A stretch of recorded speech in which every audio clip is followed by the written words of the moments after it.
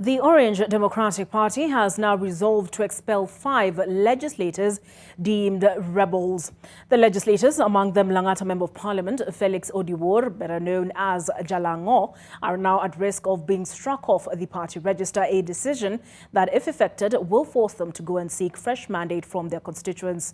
Nairobi woman Representative Esther Passaris escaped expulsion but has to pay a fine of 250,000 shillings, and that is for supporting the finance bill of 2023. NTV's Sydney Chazima has more. 5 legislators from the Orange Democratic Party now stand expelled. This is after the party's disciplinary committee proposed their removal from the party register.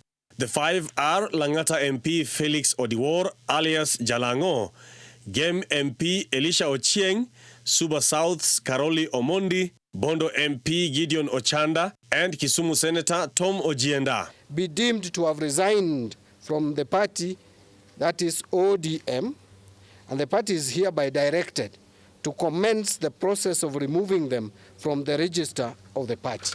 The said legislators will then have to go back to the ballot and seek fresh mandate should their names be struck from the party's register. These legislators found themselves in trouble after their much-publicized dalliance with President William Ruto at a time when Azimio leader Raila Odinga was in the thick of an onslaught against the government, leading to a series of anti-government demos. Uriri's Mark Nyamita and Rongo constituencies Paul Abuor have escaped expulsion and are instead required to pay a fine of 1 million shillings each within 60 days and draft an apology letter within 7 days.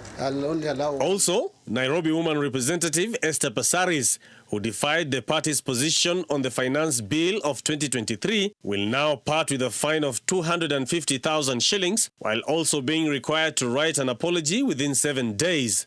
Equally, 4 nominated MCAs from Kisumu County are now staring at life in the cold after their nominations were revoked.